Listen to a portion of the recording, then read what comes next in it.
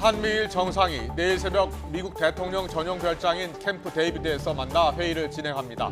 새 정상은 삼국 협력 수준을 강화하는 캠프 데이비드 정신과 원칙 문건을 채택할 예정입니다. 한미일 정상회의를 바라보는 정치권의 시선은 엇갈리고 있습니다. 여당은 안보에, 야당은 오염수 문제에 각각 방점을 찍고 있는데 회담 성과를 놓고 공방이 예상됩니다. 오늘 국회에서는 이동관 방송통신위원장 후보자 인사청문회가 진행 중입니다. 자녀 학교 폭력 무마 의혹과 국정원 문건까지 나온 언론 장악 의혹 등 쟁점을 두고 여야가 격돌했습니다. 어제 대낮에 서울 관악산 인근 공원에서 여성을 성폭행하고 무차별 폭행한 30살 최모 씨에 대해 경찰이 오늘 구속영장을 신청합니다. 신림동 성폭행범은 혐의를 인정했고 범행 2시간 전부터 일대를 배회한 걸로 드러났습니다.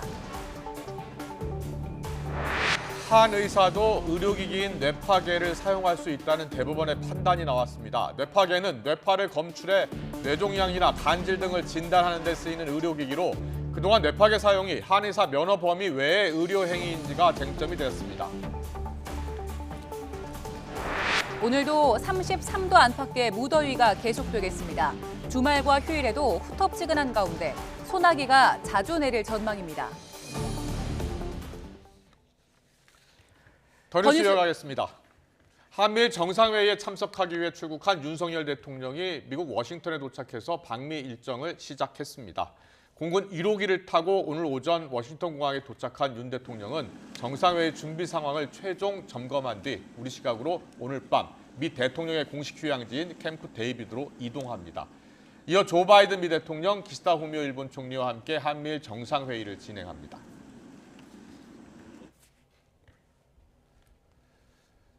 한미일 정상회담을 앞두고 조 바이든 미국 대통령은 회담 장소인 캠프 데이비드로 이동해서 손님 맞을 채비에 들어갔습니다. 미국은 이번 3국 정상회의가 한미일 관계를 새로운 시대로 이끌 거라며 기대감을 나타내고 있습니다. 워싱턴에서 권준기 특파원이 보도합니다. 한미일 정상회의 준비를 위해 먼저 캠프 데이비드로 이동한 조 바이든 미국 대통령. 정상회의 목표를 묻는 기자 질문에 최대한 말을 아꼈습니다. Are you willing to share what your goals are for the summit, sir?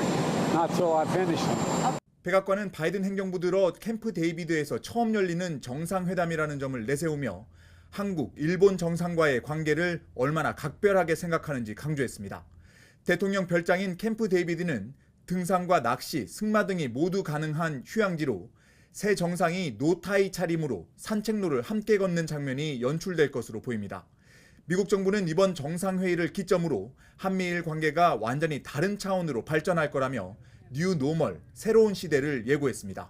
It gets embedded into the system, and the goal here, just be clear, is that this becomes the new normal, and that you weave it into the DNA of all the institutions, whether it's intelligence, security, political, diplomatic, economic.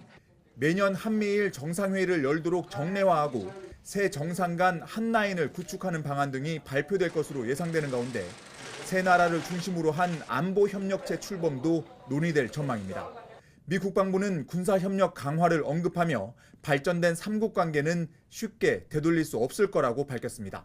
That the relationships between our three nations continue to get better and better and stronger. These are two of our staunchest allies. 정상회의를 겨냥한 북한 도발 가능성에 대해서는 한일 두 나라와 강력히 소통하고 있다고 말했습니다. 바이든 대통령은 한일 두 나라 화해와 한미일 협력 강화를 자신의 외교적 성과로 내세우고 있어 이번 정상회의에서 한일 정상과의 친밀한 모습을 더욱 부각할 것으로 예상됩니다. 워싱턴에서 YTN 권준기입니다.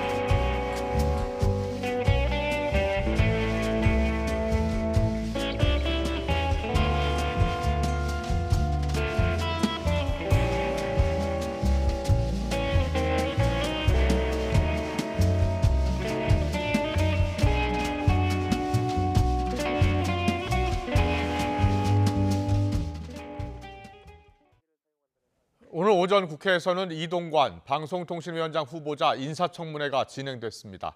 특히 자녀 학교 폭력 무마 의혹 등 쟁점을 두고 야당과 후보자 간 치열한 공방이 이어졌습니다. 직접 들어보겠습니다. 피해 학생 모두 4명이고요.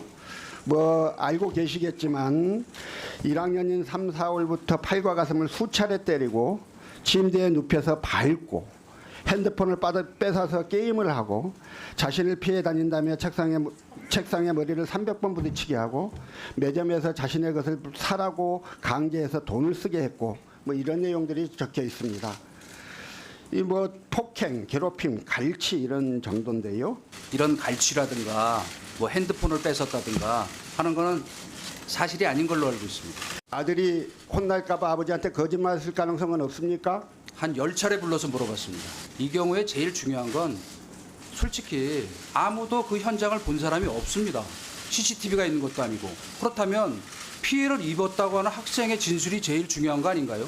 본인이 입장문을 내면서 그냥 아는 대로 쓰라고 그래서 다른 사례 들은 것까지 썼다고 분명히 밝혔고 본인도 가해를 일방적 가해가 아니고 가해를 했는데 그거는 기록을 안 했다 그랬고 상담을 했던 교사분들조차도 인정한 겁니다. 이 학생들이 나중에 이걸 서명 날인을 하라 그랬더니 거부했습니다. 그러니까 이게 어떻게 말하자면 공식 진술서입니까? 국민의힘은 이동관 방송통신위원장 후보자가 인사청문회를 거쳐서 임명되면 방송 환경이 정상화하고 공정성에 대한 우려가 상당 부분 불식될 것이라고 주장했습니다. 윤재호 원내대표는 오늘 원내대책회의가 끝난 뒤 기자들과 만나 현재 방송이 계속 공정성과 관련해 몸살을 앓고 있지 않느냐며 이같이 말했습니다. 더불어민주당 박광원 원내대표는 기형적인 방송통신위원회가 국민에 대한 두려움도 없이 역사의 심판에 대한 겁도 없이 무법적 폭거를 자행하고 있다고 비판했습니다. 박 원내대표는 오늘 최고위 회의에서 위원장 직무대행 체제인 방통위가 공영방송 이사장, 미디어기구 기관장을 마음대로 해임한 반민주적 결정을 했다면서 이같이 밝혔습니다. 현업 언론단체와 또 시민단체들은 이명박 정부 시절 언론장악의 장본인이었던 이 후보자는 방통위원장 자격이 없다며 사퇴해야 한다고 목소리를 높였습니다. 직접 들어보겠습니다. 언론 자유 말살하고 국가 권력을 동원해서 그 숱한 언론 탄압을 일삼했던 장본인을 다시 발탁한 그 사람들이 누구입니까? 누가 전체주의 세력입니까? 15년 전 MB정부에서 언론을 장악했다는 그 보고서, 거기에 핵심 인물로 당시 청와대 홍보수석실을 지목하고 있습니다. 언론 장악의 기술자, 언론 장악의 노하우, 그것만큼은 이동관을 따라갈 자가 없다. 그래서 내세운 것 아닙니까? 한의사도 의사처럼 현대 의료기기인 뇌파괴를 활용해 질병을 진단할 수 있는지를 두고 법적 소송이 계속되는데요. 대법원 선고가 나왔습니다. 한의사도 뇌파기기를 사용할 수 있다고 판단했는데 10년 넘게 이어진 논란에 종지부를 찍었습니다. 취재 기자 연결해서 자세한 내용 알아봅니다. 최민기 기자. 네, 대법원입니다. 네, 오늘 대법원 선고 내용 자세히 전해주시죠. 네, 한의사도 현대 의료기기인 뇌파괴를 사용해 파킨슨병이나 치매 진단을 할 수 있다는 대법원의 최종 판단이 나왔습니다. 관련 논란이 제기된 지 10년 만입니다. 이 논란은 지난 2010년으로 거슬러 올라가는데요. 서울에서 한의원을 운영하던 한의사 A씨는 파킨슨병과 치매 진단에 뇌파괴를 사용한다는 사실을 광고를 했고 이 사실이 알려지면서 지난 2012년 면허 외 의료 행위로 복지부로부터 면허 정지 처분을 받았습니다. A씨는 이듬해 불복 소송을 냈고요. 뇌파괴는 뇌파를 검출해 뇌주명이나 간질 등을 진단하는 데 쓰이는 현대 의료기기로 이를 사용하는 것이 한의사 면허 범위 외에 의료행위인지 아닌지에 대한 논쟁이 불거졌습니다. 이후 1심은 복지부의 손을 들어줬습니다. 뇌파괴 사용은 한의학적 지식을 기초로 하는 행위로 볼 수 없어 한방 의료로 포함된다고 보기 어렵다는 겁니다. 그러나 2심의 판단이 엇갈렸습니다. 의료기기의 개발 제작 원리가 한의학의 학문적 원리에 기초하지 않는다고 해서 이를 한의사 면허 외 의료행위로 볼 수 없다는 설명입니다. 기기의 위해도도 높지 않고 기기를 사용하는 데 별도의 임상 경력을 필요로 하지 않는 점 등도 근거로 들었습니다. 그리고 대법원이 2심과 같이 한의사도 뇌파괴 사용이 가능하다고 결론 내렸습니다. 대법원은 뇌파괴 사용이 명백히 면허 범위 이외의 의료 행위인지를 판단하기 위해서 몇 가지 사안을 종합적으로 고려해야 한다고 강조했습니다. 이 한의사의 뇌파괴 사용이 관련 법령에서 금지되는 사안인지, 보건위생상 위해 우려가 있는지, 한의학적 원리 적용 행위와 명백히 무관한지를 종합적으로 고려해봤을 때 이를 면허회, 의료 행위로 볼 수는 없다는 겁니다. 대법원은 앞서 지난해 12월에도 전원 합의체를 통해 한의사 초음파 기기 사용을 의료법 위반으로 볼 수 없다는 취지의 판결을 내놓기도 했습니다. 그간 의사단체는 한의사의 현대기기 사용을 강하게 반대해온 만큼 이번 대법원 선고에 따라 의료계에도 적지 않은 파장이 예상됩니다. 지금까지 대법원에서 YTN 추민기입니다. YTN은 오늘부터 코로나19 문제가 심각할 때 일시 허용된 뒤 현재 시범 사업 중인 비대면 진료의 약 처방이 관리 사각지대 아래 오남용되는 실태를 연속 보도합니다. 첫 순서로 남성이 여성 호르몬제를 손쉽게 대리 처방받는 등 황당한 사례들을 고발합니다. 이준엽 기자입니다. 코로나19 유행으로 필요성이 대두된 뒤 법제화 전 시범 운영 석 달째로 접어든 비대면 진료. 복지부 지침을 보면 오진과 부작용, 오남용을 막기 위해 특별한 경우가 아니면 동일병원 재진 환자만 가능합니다. 약 배송도 마찬가지 몸이 불편하거나 섬, 벽지에 사는 환자에게만 허용됩니다. 실제 비대면 진료 온라인 플랫폼에선 어떻게 운영되고 있을까? 초진인 환자가 탈모 치료를 위해 비대면 진료를 신청했습니다. 처음 진료받는 거라 비대면 자체가 지침 위반인데다 재진이어도 화상 진료가 원칙이지만 어찌된 일인지 곧장 전화가 옵니다. 예, 맞습니다. 예. 한 3개월 처방이 좀 될까요? 3개월까지는 아니고요. 제가 1개월만 필요해서요. 1개월이요? 예. 1개월 처방해 드릴게요. 필요하다는 약을 그대로 처방해 주는데 걸린 시간은 단 34초. 초진인지 아닌지, 예상되는 부작용은 무엇인지 아무런 소통도 하지 않았는데 지침 위반입니다. 퀵서비스로 전달된 약 배송 과정, 역시 규정은 무용지물이었습니다. 다이어트약, 여드름약, 사후피임약, 탈모약 이런 것들을 원하는 대로 처방하고 또 배달도 지금 하고 있기 때문에 비급여 약의 불법의 온상이 되고 있습니다. 갱년기 여성을 위한 여성 호르몬제나 응급피임약을 남성이 처방받은 경우도 있었습니다. 간 비대증 등 부작용이 심한 에이즈 예방약처럼 세심한 진료가 필요한 약도 제한 없이 처방됐습니다. 고삐 풀린 잘못된 비대면 진료 시범 사업으로 국민의 건강과 안전이 심각하게 위협받고 있습니다. 정부의 적극적인 대책 마련이 시급합니다. 약 배송과 관련해선 사실과 다른 홍보 문구도 문제입니다. 대부분 비대면 진료 플랫폼은 마치 시범 사업 도중에는 약 배송을 누구나 받을 수 있는 것처럼 보이는 공지를 버젓이 내걸고 있습니다. 물론 플랫폼 업계는 이러한 지침 위반이 자신들 탓은 아니라고 해명합니다.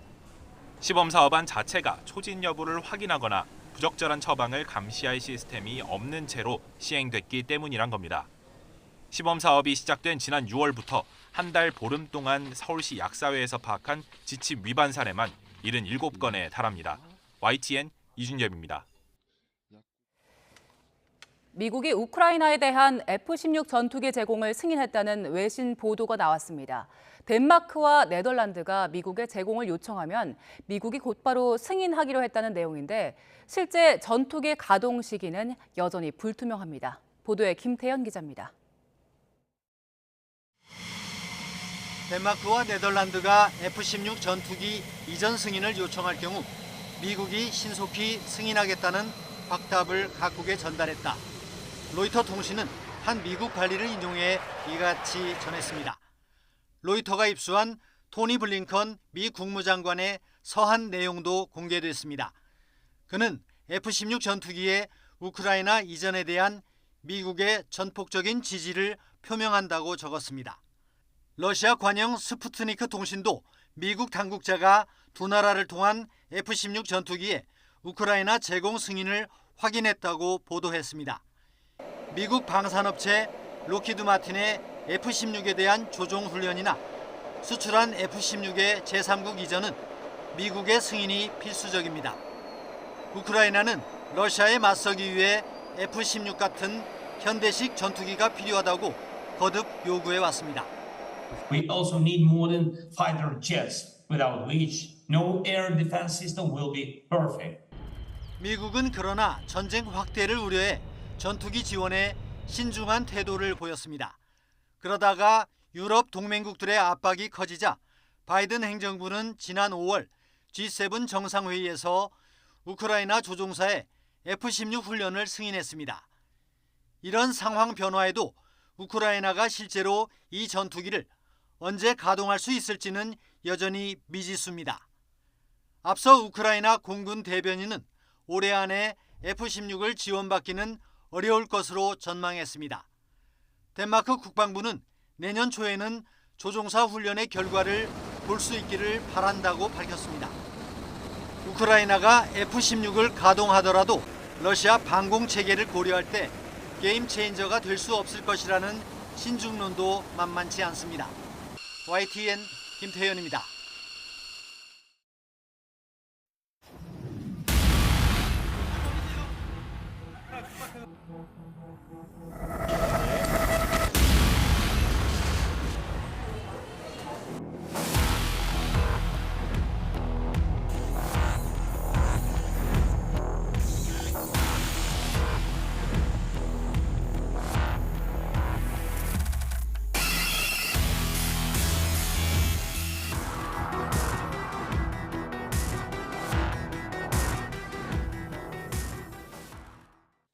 네, 저희들이 최근 일어난 사건을 영상으로 좀 보내드렸습니다. 주민들의 산책로로 자주 이용되는 서울 도심공원에서 일어난 사건 어제 보도를 해드렸고 많이 놀라셨을 텐데요. 그것도 대낮에 일어나서 더욱 무섭고 또 우리 피해자가 지금 의식을 회복하지 못해서 안타까운 사건이 일어났습니다. 네, 요즘 무차별 범죄와 또 살인 예고에 따른 불안감이 높아진 상황에서 일어난 사건이어서 더 충격을 주고 있는데요. 이수정 경기대 범죄심리학과 교수와 함께 계획범행 가능성 그리고 성폭행하려고 했다고 인정한 피해자의 심리 상태까지 자세히 분석해 보겠습니다. 어서 오세요. 네, 안녕하십니까. 안녕하십니까. 너무 끔찍한 사건이 또 일어났습니다. 네. 서울 도심이었고요. 둘레길 많은 분들이 산책 다니는 곳입니다. 네. 대낮에 이런 사건이 일어났어요?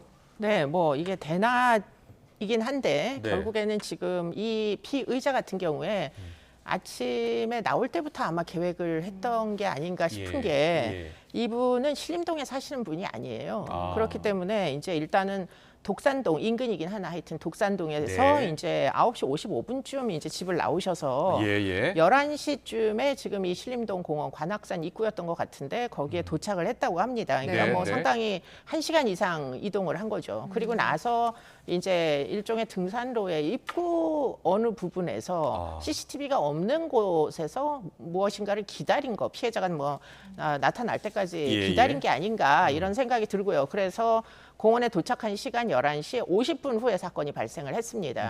그런데 이제 그 사건으로 인해서 뭐 비명이 막 이제 피해자가 비명을 지르셨겠죠. 그래서 그 인근에 있던 이제 사람들이 소리를 듣고 신고를 해서 현장에는 12시 10분, 그러니까 비교적 빨리 이제 도착을 해서 범인을 검거하기는 했어요. 그런데 그 한 15분 사이에 피해자는 돌이킬 수 없는 피해를 당해서 지금 아주 위독하신 상태라고 알려지고 있습니다. 네, 지금 검거 당시에 피의자가 강간하고 싶어서 범행을 했다라고 인정을 했고 성폭행 그리고 상해 혐의 모두 인정을 했더라고요. 근데 보통은 이제 범행을 좀 부인하지 않습니까? 그렇죠. 심리에는 어떤 게 있을까요? 네, 뭐 범행을 정말 성범죄자라면 일단 성범죄를 했다는 걸 끝까지 부인을 하는 경우들이 많이 있고 그래서 뭐 DNA 등이 나와서 확인이 되면 그때 가서야 이제 성범죄를 뭐 저질렀다 이런 식으로 이제 진술을 번복하는 경우들이 다수 존재하거든요. 그런데 지금 이 피의자는 일단은 뭐 본인이 애당초에 강간을 하려고 했었다 이렇게 주장하는 바이고 그런데 이제 뭐 지금 이 성폭행을 어떤 방식으로 했느냐가 사실은 이 사건의 핵심인 것 같아요. 일반적으로 우발적인 성범죄 같은 경우에 등산로 같은 데서는 충분히 우발적으로 일어날 수는 있습니다.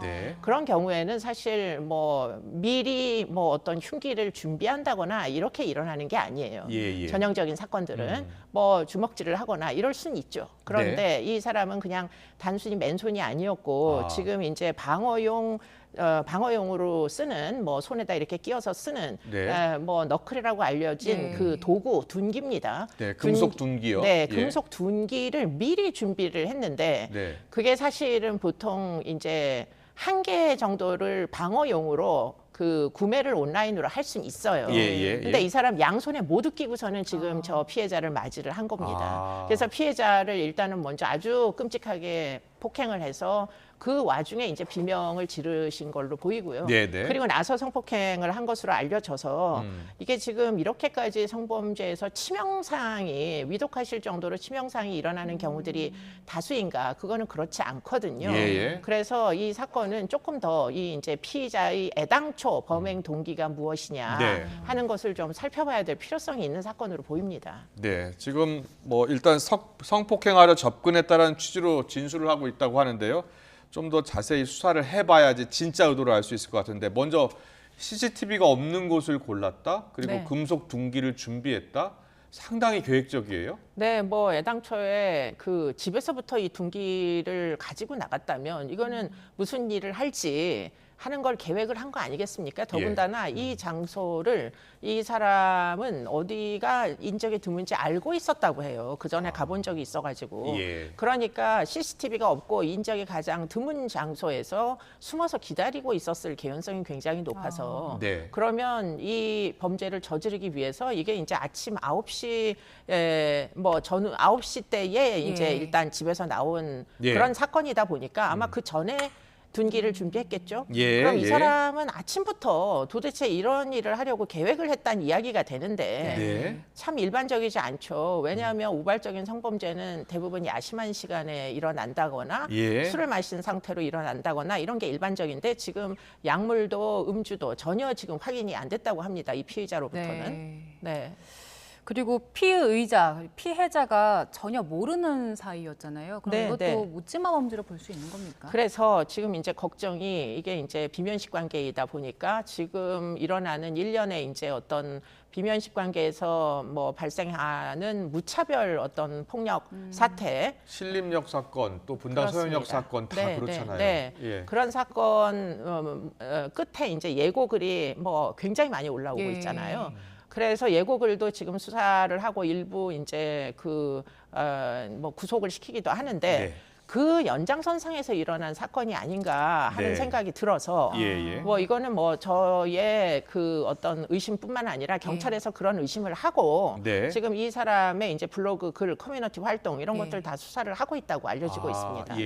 그렇다면 일련의 그런 일어난 사건이 이런 범죄 의도를 생각하게 했다 이런 측면이 있을 가능성이 있다라고 보시는 거예요? 완전히 없지 않아 보여서 지금 수사를 한다는 거고요. 뭐 정신병력 등도 지금 확인을 하고 있다고 알려지고 과거 있어서. 과거 어떤 단어를 검색했는지도 보고. 그렇습니다. 네, 검색 기록이나 블로그에 올린 글 이런 것들 커뮤니티 활동을 하면서 게시판에 무슨 대화를 나눴는지 유저들하고 그런 것들을 아마 다 수사를 하게 될 것으로 보입니다.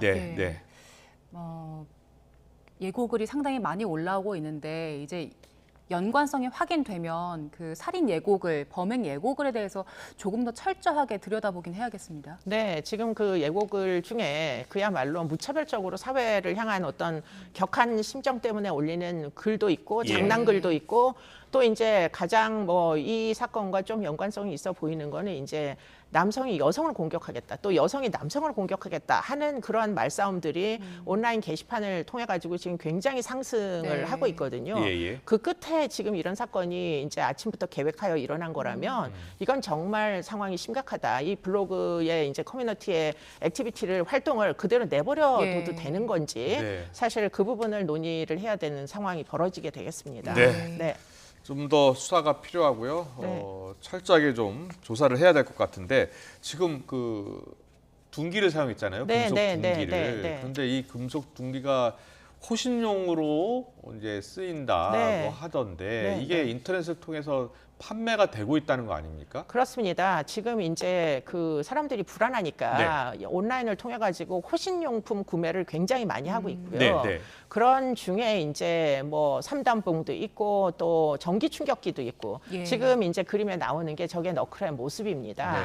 뭐 일종의 금속으로 구성이 되어 있고 손가락에 끼어 가지고 이제 방어용으로 이제 상대가 공격을 할 때 방어용으로 휘둘러서 상대를 가격하는 그런 목적으로 써라 하고서는 저렇게 많이 지금 그 구매를 유인하는 글들이 올라오고 있는데요. 문제는 이게 사실은 굉장히 치명상을 입히게 됩니다. 사람들에게. 저거는 방어용이라고는 하지만 공격용으로도 쓰일 수 있잖아요. 네, 실제로 저 도구를 이용해서 사람을 폭행을 해가지고 굉장히 심각한 이제 상해를 입혔던 사건들이 일련의 사건들이 이미 우리나라에서 발생하고 있어요. 그래서 보시면은 2021년에는 전주에 중학교 남학생이 지금 저 너클을 손에다 낀 채 여학생을 머리하고 얼굴을 뒷머리를 가격을 하는 학교폭력 사건이 일어났는데 문제는 저것으로 머리를 이제 그 폭행하는 경우 의식을 잃게 돼 있다는 거예요. 지금 이번 사건도 여성의 피해자가 비명을 지르면서 일단 의식을 잃은 상태로 그 다음에 아마 성폭행이 진행된 것으로 추정되는데 그렇기 때문에 이런 둔기를 가지고 머리를 가격하게 되면 굉장히 심각한 상해가 일어난다는 것이고 그리고는 지금 올해 1월 달 사건입니다. 수원에서 10대 운전자가 너클을 끼고 보행자를 폭행을 했는데 눈 왼쪽 눈 아래를 저 이제 금속성 물건으로 폭행을 한 거예요. 그런데 문제는 실명을 할 가능성이 지금 있다는 겁니다. 그렇기 때문에 굉장히 위험한 흉기예요. 이걸 그냥 계속 호신용이라는 이유만으로 판매를 온라인으로 하는 걸 그냥 내버려둬도 될 것인지 뭐 그 부분은 지금 굉장히 좀 빠른 대처가 필요한 대목으로 보입니다. 그 생김새를 봐도 상당히 위협적으로 생겼는데 그렇습니다. 이 둔기가 불법인 국가들도 있다면서요? 네, 그래서 지금 이게 치명상을 입힐 만한 그런 이제 금속성 물건이기 때문에 이것을 불법으로 뭐 그 구매를 금지한 판매를 금지한 나라들이 있어요. 미국, 영국, 프랑스. 그렇습니다. 미국은 캘리포니아에서 지금 온라인으로 월마트에서 이 그 흉기를 팔았는데요. 이 이제 방어용 둔기를. 그랬는데 그거를 원래 팔면 안 된다고 합니다. 일부 주에서는 불법이에요. 그런데 월마트에서 팔았다 그래가지고 미국 캘리포니아 법정에서는 월마트에 50만 달러, 6억 원의 벌금을 매길 정도로 그 얘기는 지금 이 흉기의 위험성을 이미 미국의 각 주에서는 뭐 그야말로 둔기 중에 굉장히 위험한 둔기로 취급을 하고 있다 이렇게 볼 수 있고요. 지금 보시다시피 영국이나 프랑스나 또는 뭐 그 외 국가들에서도 지금 이 너클을 소지하고 돌아다니는 거 이것 자체를 불법으로 지금 취급을 합니다. 그렇기 때문에 지난번에 왜 우리가 고속터미널에서 얘기를 가지고 가방에다 넣고 다닌 사람이 사실 구속이 됐잖아요. 근데 너클도 얘기 못지않게 치명상을 입힌다는 거예요. 그렇기 때문에 이것을 그냥 호신용이라는 이유 때문에 그런 뭐 미명 아래 이렇게 온라인으로 이제 판매하는 거 내버려 둬도 되겠느냐 하는 부분에서 지금 좀 방향이 좀 잘못된 거 아니냐 이런 생각들을 하게 됩니다. 알겠습니다. 이제는 이제 우리 이제 근처 주민들이 많이 불안해하고 있으니까요. 그리고 많은 시민들이 대낮에 자꾸 이런 사건들이 일어나고 있으니까 어떻게 대처를 해야 하는지가 가장 걱정입니다. 이 범행 장소가 또 주변에 보니까 초등학교도 있고요.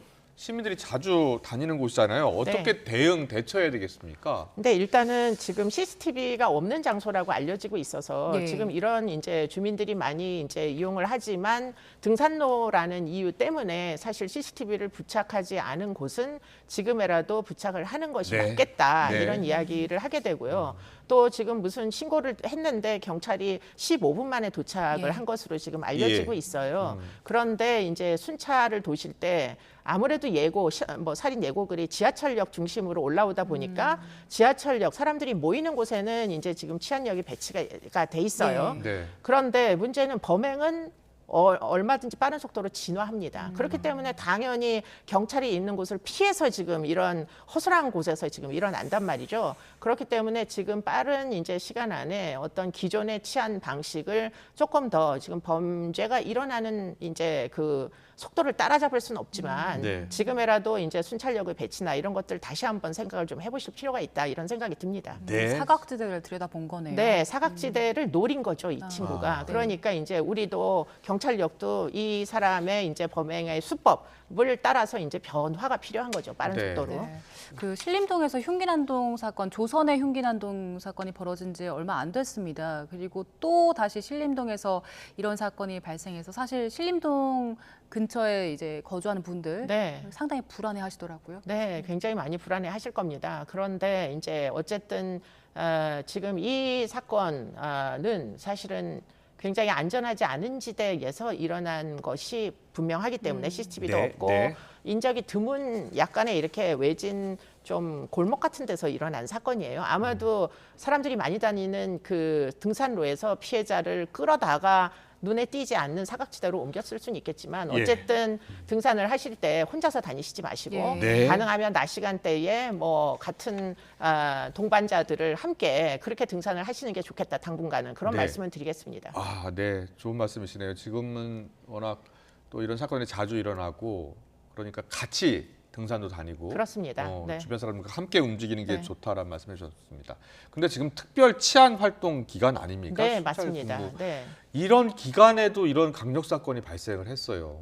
지금 아마 경찰청은 어저께부터 발칵 뒤집혔을 거예요. 예. 지금 이제 예고 정보대로 지금 순찰하고 치안력 배치를 했었잖아요. 네, 네. 그런데 그 틈을 타가지고 지금 오히려 뭐 지하철하고는 거리가 먼 인적이 드문 이런 곳에서 이제 결국은 사각지대에서 발생을 하다 보니까 우리가 뭐 치안 활동을 하지만 그게 100% 모든 범죄를 막기는 어렵다. 네. 이런 생각들을 함께 해야 될 것이고요. 예. 그리고는 또 이런 일들은 사실 뭐 지금 이제 수사를 해봐야 알겠지만 블로그에 예고를 요즘은 많이 합니다. 요즘 뭐 새로운 트렌드인데 네. 그렇기 때문에 사이버 수사대에서 지금 이렇게 예고로 올라오거나 또는 헤이트 스피치 어떤 특정한 커뮤니티 등에서 이제 뭐 서로 막 싸우게 되면 네. 뭐 결국은 살인 예고 같은 것들이 막 상승을 하면서 서로 막 격분이 돼서 뭐 할 말 못할 말 막 이렇게 올라오거든요. 그러면 그런 것들을 사실 누군가는 계속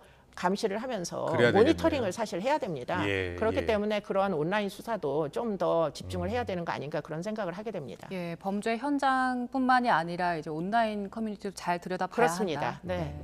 지금 말씀하신 대로 특별 치안 활동 기간인데 어제 순찰차에서 그 낮잠을 자던 순경이 또 이제 발견이 됐더라고요. 네. 되게 뒤늦게 알려진 사건이죠. 네. 그 아마도 이게 이제 뭐 계속 순찰을 돌아라 이런 이제 주문이 내려가다 보니까 아마 그 약간의 오범지대가 있는 지역에서는 신경을 많이 쓰시겠지만 문제는 이제 뭐 지역마다 굉장히 안전한 지역이 사실 있잖아요. 그래도 순찰은 돌아야 되고 그런 와중에 지금 일어난 사건으로 보입니다. 네. 순찰차에서 뭐 잠깐 낮잠을 주무신 예. 그런 이제 경찰이 계셔서 그분을 이제 그 주민이 보고 신고를 하신 거예요. 이 사람들이 이제 임무에 충실하지 않다 해가지고. 네. 그런데 그 신고를 묵살하고 내사 종결을 했다는 겁니다. 또 이 경찰서에서 그러다 보니까 이걸 가지고 지금 굉장히 이제 논란이 많이 일어나고 있습니다. 네.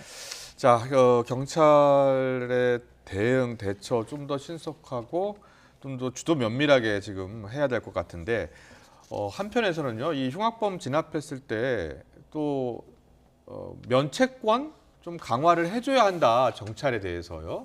이런 주장도 있어요. 여기에 대해서는 어떤 생각이세요? 지금 뭐 그 부분은 아마도 반영이 될 개연성이 되게 높아 보인다 이런 네. 생각이 듭니다. 그래서 경찰의 직무 집행법에 있는 여러 가지 지침들이 있는데 예, 뭐 예. 그 지침을 따라서 발생한 손실에 대하여서는 경찰이 지침을 따랐다는 것을 입증을 하면 네, 네. 그 부분에 대해서는 뭐 책임을 현저히 이제 경감을 시켜주는 이런 예. 노력들을 이제 하려고 지금 아마 정부 당국에서 예. 이제 결정을 한 것으로 보이고요. 꼭 필요하다고 보십니까? 저는 이제 형사적으로 책임을 지게 만드는 건 좀 부적절하다. 왜냐하면 지침을 따랐는데 예. 공무집행을 하다가 발생한 어떤 손실 부분에 대해서 형사 책임까지 묻는 거는 부당하다는 생각이 드는데요. 예. 네. 근데 이제 민사 손해배상 청구를 하는 경우들이 있다고 합니다. 예. 그런데 이제 법률 비용부터 시작해서 그러면은 경찰 개인이 그 민사 배상의 이제 비용을 다 돼야 예. 되는 거잖아요. 예. 그거는 또 좀 여러 가지 업무상의 어려움이 있을 것으로 보여서 그러니까요. 예. 이게 이제 어떤 조직 차원에서 이제 부서 차원에서 어떻게 하면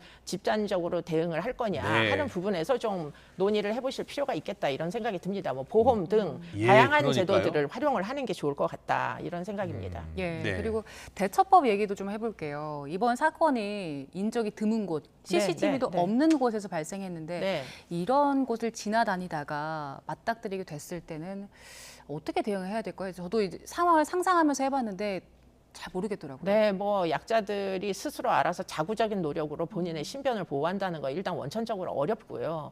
일단은 가능하면 이제 도움을 요청하는 게 필요한데 호신 용품을 준비하는 것도 저는 나쁘지 않은데 호신 용품 중에 뭐 지금 꽤 유용하다는 게 호루라기가 있어요. 네. 그렇기 때문에 그 호루라기는 굉장히 소리가 뭐 아주 자극적으로 청각적으로 굉장히 큰 자극이 되고 네. 더군다나 호루라기를 불면 도와주세요 하는 것보다는 훨씬 그 호루라기 소리가 널리 퍼지기 때문에 그런 종류의 이제 어떤 호신용 호루라기의 활용 이런 것들을 조금 이제 온 뭐 그 도움이 필요하신 분들, 뭐 신변 보호가 필요하다고 여기시는 분들이 표준화해서 예. 호루라기에 우리가 어떻게 잘 대응을 할지 이런 것들을 뭐 민방위 훈련은 아니지만 예. 우리가 미리 좀 서로 간에 도움을 주고받을 수 있게 이렇게 하는 거면 충분히 가능하지 않을까 이런 생각이 듭니다. 예컨대 호루라기를 어떤 식으로 몇 번 불게 되면 무조건 듣기만 해도 112에 신고를 하자라던가 이런 종류의 노력들은 자구적 노력들은 충분히 할 수 있다 이런 생각이 듭니다. 그 네. 호루라기가 범죄자 심리에도 영향을 좀 줍니까? 네, 뭐 아무래도 깜짝 놀랄 정도로 소리가 아주 뭐 이 예리하기 때문에 예. 아마 틀림없이 위축시키는 누군가가 신고를 할 것이다라고 느끼면은 아마 당장의 행동을 좀 지연시키거나 이런 네, 위축시키는 경향은 틀림없이 있을 겁니다. 네, 호루라기. 네. 호루라기도 또 준비해야 되는 그런 상황까지 온 겁니까, 지금 상황이? 그러니까 예. 지금 당분간은 지금 그렇게 할 수밖에 없지 않을까. 네. 공포는 실존을 하고요. 범죄에 예, 대한 예. 두려움. 그렇기 때문에 두려움 때문에 사회생활을 하지 못하게 되는 것보다는 네. 호신용품이라도 가지고 있는 게 훨씬 나을 텐데 현재 온라인에서 판매하는 호신용품 중에는 부적절한 게 많다. 그러니까요. 네. 예, 잘 따져봐야 될 것 같고요. 그 앞서 발생한 경기 분당 서현역 흉기 난동 사건 있지 않습니까? 네. 유족분이 피해자분의 이름과 사진을 직접 공개하면서 피해자 목소리도 좀 들어주고 또 좀 주목을 받아야 하는 것 아니냐라고 호소를 했어요. 저희 네. 취재 기자가 만났는데 목소리 네. 잠깐 듣고서 설명 좀 부탁드릴게요. 네. 9월 2일 날 스페인 여행을 가기로 돼 있었어요. 거기에 대한 계획 이야기하면서 가는데 갑자기 받아들일 수가 없어요. 지금도 아프다, 자기도 피해자다, 반성했다 그래 함으로써 이 사건이 그냥 덮어지는 그게 저는 경계하는 겁니다. 방치하면은 결국 이런 사건들이 일어나는 거 아닙니까? 특히 또 어린 학생이라면서요. 꼭 일어나세요. 저도 진짜 빌고 있습니다. 제가 그 일을 당하니까. 정말 너무나 안타깝더라고요. 해외여행까지 다 준비하셨는데 돌아가셨잖아요. 네. 그래서 가해자보다 피해자도 좀 주목을 해달라라는 유족의 호소가 있었습니다. 어떻게 들으셨어요?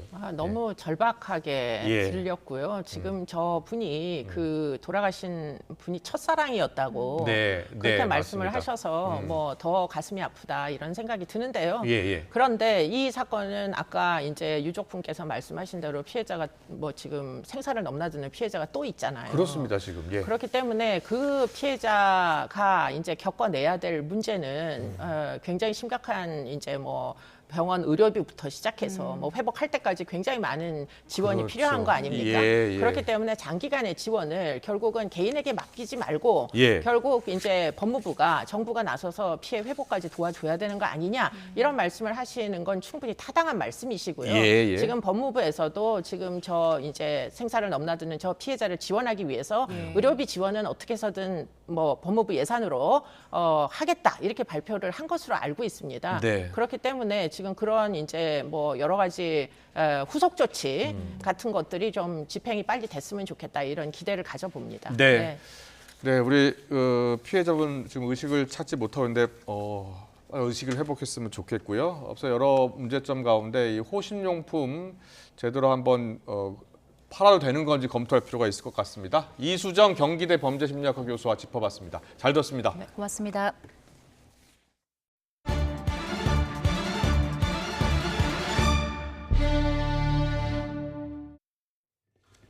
사람들로 북적이는 서울 대학로 일대에서 흉기를 들고 돌아다니던 60대 남성이 경찰에 체포됐습니다. 이 남성은 밖에 있는 사람들이 시끄러워서 범행을 저지른 걸로 조사됐습니다. 권준수 기자의 보도입니다. 서울 해화역 인근의 골목입니다. 파란색 상의를 입은 60대 남성 A씨가 비틀비틀 걸어 나옵니다. 지나가던 사람들은 남성을 보고 잠시 멈칫하더니 깜짝 놀라 뒷걸음칩니다. 그도 그럴 것이 A씨가 손에 든 건 길이 24cm짜리 흉기였습니다. A씨가 밤에도 유동인구가 많은 서울 대학로와 해화역 인근을 흉기를 지닌 채 배회하는 동안 시민들의 신고도 잇따랐습니다. A씨는 흉기를 들고 이곳 주변을 30분가량 돌아다니다가 집으로 들어갔고 출동한 경찰에게 긴급 체포됐습니다. 당시 관할 경찰서 당직 인원 40명 가까이가 모두 출동해 A씨를 붙잡으면서 다행히 인명피해는 없었습니다. 그러나 인근 주민들은 여전히 불안감에 떨고 있습니다. 굉장히 무서움을 느꼈죠. 좀 오늘도 불안하고 앞으로도 그런 일이 없도록 좀 조치가 됐으면 좋겠다는 생각을 했어요. 경찰 조사에서 A씨는 집 밖에서 사람들이 시끄럽게 해 흉기를 갖고 나왔다고 진술했습니다. 그 피의자가 이동한 경로상에 경찰들이 수색을 했습니다. 피의자는 범행을 부인을 했습니다. 그래서 저희 경찰들이 다시 CCTV를 확인해서 집에서 나올 때 들어갈 때 흉기를 소지하고 있는 것을 확인해서 입증을 한 것입니다. A씨는 예전에도 이웃에게 시끄럽다며 여러 차례 고성을 지르고 협박한 적이 있는 것으로 조사됐습니다. 경찰은 폭력행위 처벌에 관한 법률상 흉기 휴대 혐의로 A씨에 대해 구속영장을 신청하고 범행 경위와 동기를 추가로 조사할 방침입니다.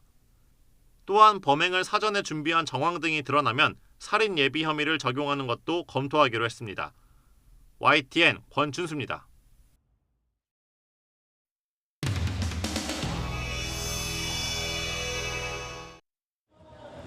구속영장을 청구한다면 제발로 출석해서 심사받겠습니다. 저를 보호하기 위한 국회는 따로 열리지 않을 것입니다. 검찰은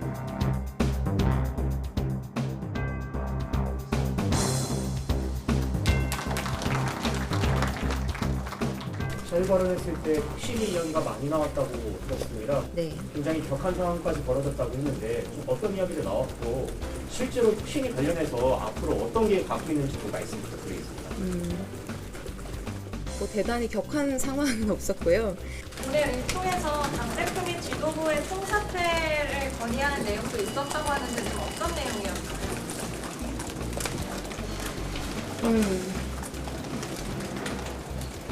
한 분 정도가 말씀하신 거고요. 주로 뭐 혁신에 대해서 좀 불평불만 있는 분들이 주로 많이 얘기를 했고. 대표는 오늘 아무 말씀 없으셨어요? 대표는 말씀 안 하셨어요. 그러면 내일 검찰 조사 관련해서도 말씀 없으셨어요? 그건 전혀 없었어요. 혹시 비명계 의원님들 추스릴 수 있는 절충안 같은 거 고심하고 계실까요? 이번에 비명계에서 지도부를 굉장히 압박했다고 하는데 어떤 얘기들 나왔는지 좀 말씀 좀 부탁드리겠습니다. 목소리가 너무 커요. 할게요. 대표님 마지막으로 내일 또 검찰 조사 가시는데 한 말씀 부탁드릴게요. 그래도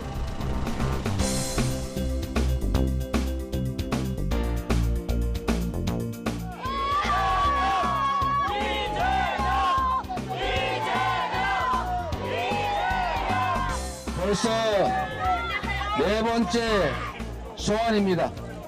정권의 무능함과 정치 실패를 감춰보겠다는 것 아니겠습니까? 어떤 고난에도 굽힘없이 소명을 다할 것입니다. 기꺼이 시지프스가 될 것입니다. 예, 국민의힘 수석대변인 강승구 의원입니다. 시지프스는 애초에 욕심이 많았고 속이기를 좋아했습니다. 이 대표와 참으로 닮은 시지프스. 끝없는 죗값을 받았던 그 결말도 같을 것입니다. 장시간 조사를 받으셨는데 어떤 부분 좀 소개하셨어요? 목표를 정해놓고 사실과 사건을 꽤 맞춰간다는 생각을 버릴 수가 없었습니다. 고맙습니다. 사적 추구랑 역으랑 돼 있는데 네, 고맙습니다.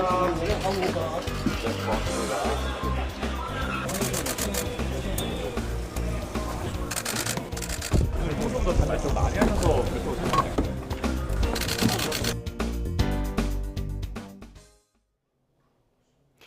오늘도 시원한 음료가 필요한 하루죠. 폭염특보가 더욱 확대 강화되고 있는 가운데 현재 경기도 안성시 서운면은 37도까지 치솟았고요. 서울도 33.3도, 광주 33.5도 등 찜통더위가 이어지고 있습니다. 반면 영남과 제주도는 기압골의 영향으로 다소 강한 비가 내렸다 그치기를 반복하고 있습니다. 현재 경북에는 시간당 20mm 안팎의 장대비가 내리고 있는데 내일 오전까지 영남해 안 많은 곳에 100mm 이상, 그 밖에 남부지방으로는 60mm의 비가 내리겠습니다. 중부지방에도 오늘 밤까지 소나기가 쏟아질 수 있겠고 내일은 오후부터 전국 곳곳에 5에서 많은 곳은 80mm의 소나기가 국지적으로 강하게 쏟아질 수 있겠습니다. 강한 비나 소나기로 계곡, 하천물이 갑작스럽게 불어날 수 있는 만큼 피서객들은 안전에 주의해 주시기 바랍니다. 내일과 모레도 서울 낮 기온 32도까지 오르면서 무덥겠고 다음 주 초반까지 요란한 소나기가 이어지겠습니다. 또한 동해안과 경남 남해안에서는 계속해서 너울성 파도를 주의해 주시기 바랍니다. 날씨였습니다.